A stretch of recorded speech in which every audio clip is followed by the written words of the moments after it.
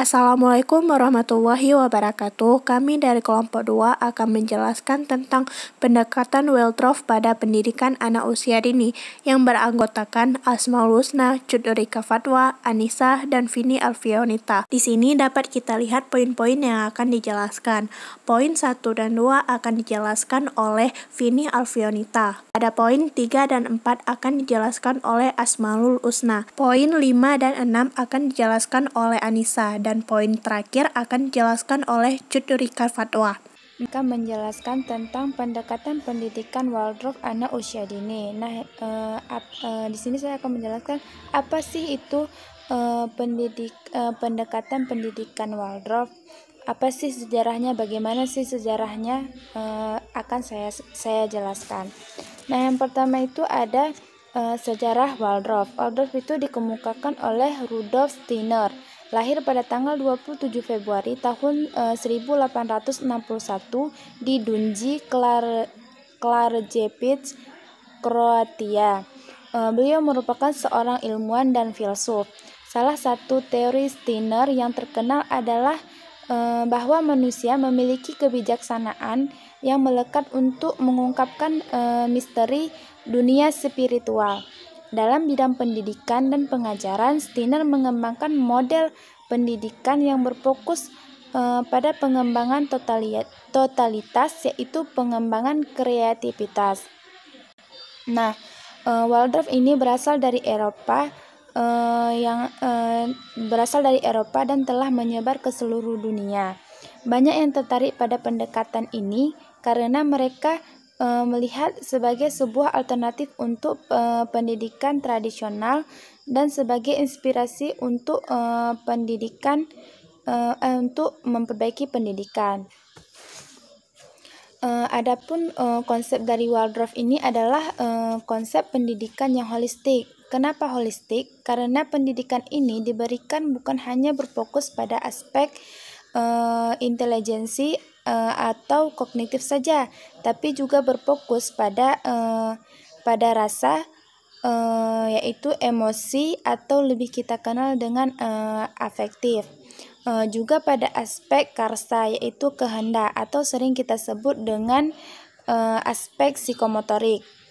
Selain itu, konsep pendidikan ini juga berdasarkan pada 12 indera dasar manusia. Selain itu juga konsep pendidikan Waldorf ini mengintegrasikan antara ilmu pengetahuan, seni, dan spiritual, sehingga harapan ke depannya nantinya anak-anak berkembang menjadi seorang manusia yang utuh. Nah, program pada pendekatan pembelajaran Waldorf ini, pendidikan di TK-nya itu ditetapkan pada usia 3-4 tahun. Dalam pendekatan ini juga menitik beratkan pada perkembangan raga, pikiran, dan jiwa. Kurikulum pada sekolah Waldorf ini berisi permainan fabel, dongeng, cerita rakyat, pekerjaan sungguhan seperti merajut, memanggang roti, alat musik, drama, dan tari. Selanjutnya ada Rudolf Steiner dan antroposofia. Nah, antroposofia ini berasal dari bahasa Yunani, yaitu antropo yang artinya manusia dan sophia yang artinya kebijakan. Nah, antroposofia ini adalah eksplorasi diri manusia yang digabungkan dengan hal spiritual. Tujuan antroposofi ini adalah untuk memunculkan kebenaran atau pengetahuan baru yang tidak disatukan dengan prinsip atau ajaran agama tertentu. Antroposofi ini adalah sebuah gerakan spiritual sains dimulai oleh Steiner. Paham ini tumbuh dan dikenal luas dan mempunyai pengikut di seluruh dunia. Nah, ada dua komponen penting dalam antroposofi ini, yaitu yang pertama itu ada oneness with the world, yang artinya kesatuan dengan dunia, dan yang kedua ada search for self, yaitu pencarian diri.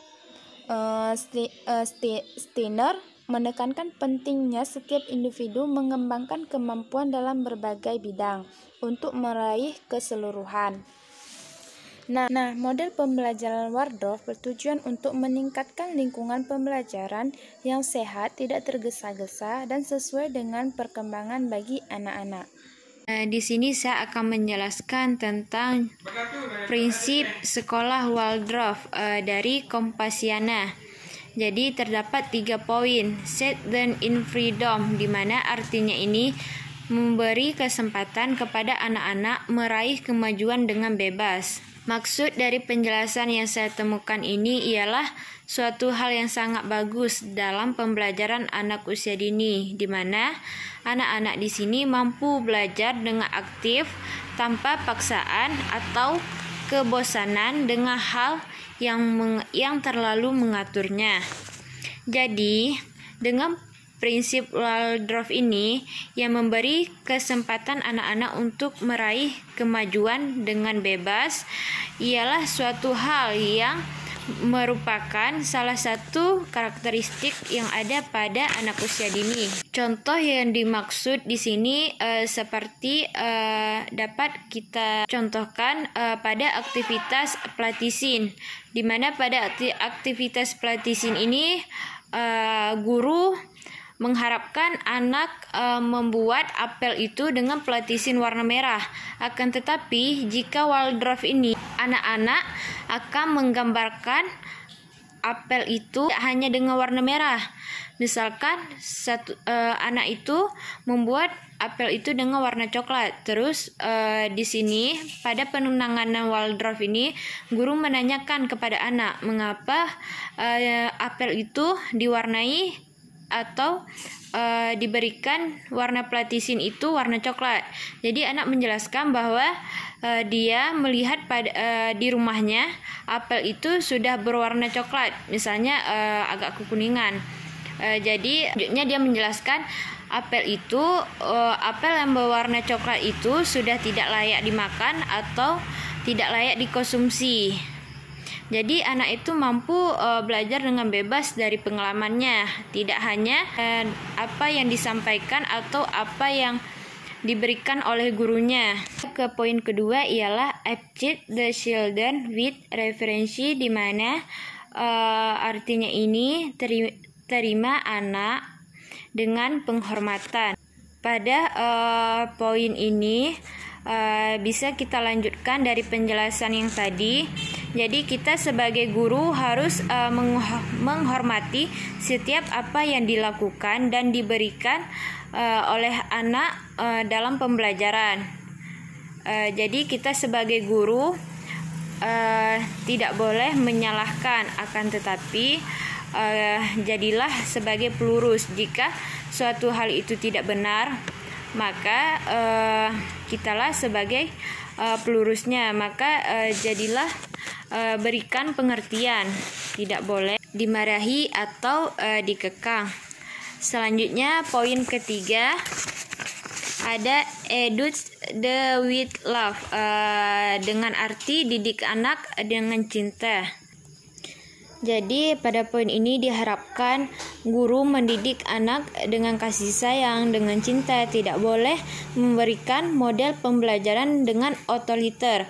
Akan tetapi jadilah sebagai uswatun hasanah, dengan kata lain tauladan yang baik. Atau jika dikatakan pada Waldorf ini memberikan kebebasan, bukan dalam artian memberikan kebebasan yang tidak baik, akan tetapi kebebasan dalam artian baik.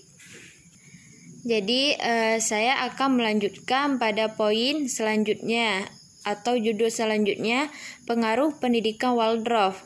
Dengan adanya Waldorf ini maka berpengaruh pada pendidikan anak usia dini. Jadi pengaruhnya ini yaitu salah satunya pada pendidikan karakter. Dengan adanya keterbukaan pada model Waldorf ini, maka hal ini berpengaruh pada pendidikan karakter, di mana arti dari pendidikan karakter ini merupakan bentuk kegiatan manusia yang dalamnya terdapat suatu tindakan yang mendidik, diperuntukkan bagi generasi selanjutnya. dengan tujuan membentuk penyempurnaan diri individu secara terus-menerus dengan melatih kemampuan diri demi menuju arah hidup yang lebih baik. Jadi contoh dari nilai karakter ini seperti jujur, disiplin, toleransi, kreatif, dan banyak nilai-nilai karakter yang lainnya. Pada poin selanjutnya, pengaruh Waldorf ini terdapat pada pendidikan holistik. Dalam hal ini bukan hanya kognitif saja, akan tetapi pendidikan holistik ini yang berakar dari pendidikan filsafat ini, anak mampu belajar dari lingkungan masyarakat, lingkungan alam, nilai-nilai agama, atau dari pengalaman hidupnya. Baiklah, di sini saya akan menjelaskan tentang konteks pendidikan Waldorf. Pendidikan TK yang didirikan oleh Waldorf sangatlah berbeda dengan TK-TK pada umumnya yang kita ketahui. Pada pendidikan ini, biasanya mereka hanya melayani anak-anak yang berusia 3-7 tahun. Kurikulum pendidikan ini sendiri pun berisi permainan seperti imajinatif, cerita rakyat, dongeng, fabel, kegiatan seni, bermain ala musik, drama, dan hal-hal yang berhubungan dengan pengasahan motorik dan kesenian. Pada kurikulum ini pun lebih mementingkan kemauan anak-anak tersebut dan tidak bersifat akademis, akan tetapi terapan yang dilakukan oleh anak tersebut. Pada pendidikan Waldorf dijelaskan bahwa dalam pendidikan anak-anak yang harus diutamakan adalah motorik dan keterampilannya atau keseniannya, di mana dua hal tersebut sangatlah berpengaruh akan perkembangan ke depannya dan sangat baik untuk pertumbuhan anak tersebut. Pada pendidikan Waldorf sendiri tidak diutamakan masalah akademik, mau itu membaca, menulis, perhitungan, dan lain sebagainya. Karena pada masa-masa tersebut anak hanya diwajibkan untuk bermain dan mengasah motorik dan kekreativitasan atau kesenianan pada anak. Dan untuk guru-guru yang mengajar dengan cara Waldorf harus menghargai masa tahapan anak-anak tersebut dan membebaskan anak tersebut dari hal-hal akademik dan hanya mengutamakan konteks atau karakteristik pada anak tersebut dan kemauan pada anak tersebut. Para guru yang mengajarkan pada pendidikan Waldorf harus berlatih dalam bidang filosofi dan teori di balik pekerjaan mereka, serta mengetahui cara-cara yang sesuai untuk menggabungkan semua keteladanan ke dalam kelas yang diajarkannya. Biasanya pelatihan guru dalam pendidikan Waldorf hanya berfokus pada perkuliahan dan tulisan yang dituliskan oleh Rudolf Steiner. Karakteristik pendidikan Waldorf yang pertama, menciptakan masyarakat pembelajaran yang peduli. Pendekatan Waldorf menggabungkan sebagian masyarakat tertentu ke dalam rencananya yang akan membahas persoalan lingkungan fisik, pengelompokan usia, kegiatan yang direncanakan, jadwal, dan hubungan sosial, yaitu kepekaan anak-anak pada lingkungan. Lingkungan adalah tempat terpenting untuk memulai dan lingkungan sendiri untuk memelihara anak tentang keindahan di sekitarnya dan sosial, serta anak sangat peka terhadap lingkungan sekitar mereka. Anak akan secara sendirinya menyerap informasi melalui panca indera anak. Lalu pentingnya adanya imitasi dan permainan. Guru-guru Waldorf yakin bahwa penting untuk memberikan anak-anak sesuatu untuk ditiru, karena melalui tiruan tersebut anak sendiri akan dapat melakukan tugas mereka untuk lingkungan kelas dan juga mengandalkan orang lain. Lalu ada menerapkan ritme dan rutinitas. Waldorf berperan untuk membantu meningkatkan rasa kemasyarakatan dan kemanusiaan pada anak, dan guru akan secara semaksimal mungkin untuk menerapkan rutinitas yang baik kepada anak yang bisa untuk kedepannya anak terapkan. Yang kedua, mengajarkan untuk mendorong perkembangan dan pembelajaran. Ada 3 perasaan yang menyangkut pendidikan anak usia dini yang didukung oleh guru-guru Waldorf. Yang pertama, penghormatan, antusiasme, dan perlindungan. Ketiga kata ini menunjukkan bagaimana guru Waldorf menghormati dan menghargai anak-anak yang belajar dengan mereka atau anak didik mereka. Perlindungan bagi anak mereka yang dididik, mau itu secara fisik, emosional, sosial, dan psikologi harus dididik oleh mereka agar anak tidak merasa tertekan. Lalu menyediakan lingkungan yang responsif. Guru juga harus memikirkan ruangan yang nyaman, menyenangkan untuk anak didiknya, yaitu mulai dari keindahan kelas, keestetikan, kebisingan, penataan tempat duduk, dan lain sebagainya. Lalu ada bekerja sama dengan teman sebayanya. Upaya ini merupakan bagian terpenting dalam perkembangan sosial pada anak, dan guru akan memberikan kesempatan untuk anak bermain dan bekerja sama dengan teman-teman sebayanya. Lalu ada bertanggung jawab dan regulasi diri. Salah satu tujuan kurikulum anak usia dini Waldorf adalah membantu anak-anak mengembangkan rasa tanggung jawab dan regulasi pada dirinya dengan memilih anak-anak memulai melatih mengendalikan dirinya sendiri.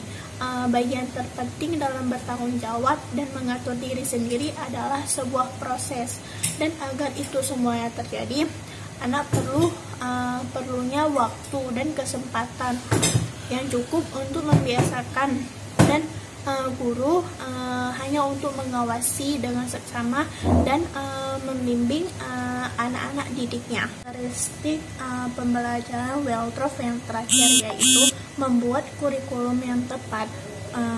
Kurikulum pada anak usia dini yang dibuat oleh Waldorf dibuat untuk mendidik anak secara keseluruhan. Dengan demikian, kurikulum tersebut berbicara tentang perkembangan aspek sosial, emosional, spiritual, moral, fisik, dan kecerdasan pada anak. Saya akan menjelaskan tentang kelebihan dan kekurangan dari pendidikan Waldorf. Poin pertama yaitu mainan di sekolah ini bersifat sederhana dan terbuka sehingga akan mendorong imajinatif anak. Yang kedua, semua kegiatan tidak bersifat akademik, melainkan bersifat terapan, yaitu di mana kegiatan ini akan mendorong perkembangan kemauan anak dan kreativitas anak. Kemudian selanjutnya, model ini menekankan bahwa masa anak usia dini adalah masa emasnya anak yang bila dikembangkan secara baik, semua potensi anak akan berkembang dengan baik pula. Selanjutnya yaitu menggabungkan anak dari berbagai usia yang berbeda, yaitu dimana nanti anak akan membentuk suatu sikap yang saling menghargai, saling menolong, saling membantu, saling menghormati. Kemudian kerjasama antara anak dengan orang tua sehingga akan memaksimalkan perhatian yang mendukung tumbuh kembang anak. Nah, kekurangan dari pendidikan Waldorf ini yaitu yang pertama, tidak dapat diaplikasikan kepada kegiatan sekolah umum, yaitu karena filosofi agamanya Kristen. Kemudian pendekatan ini lebih fokus kepada sosial emosional dan kurang kepada aspek kognitif.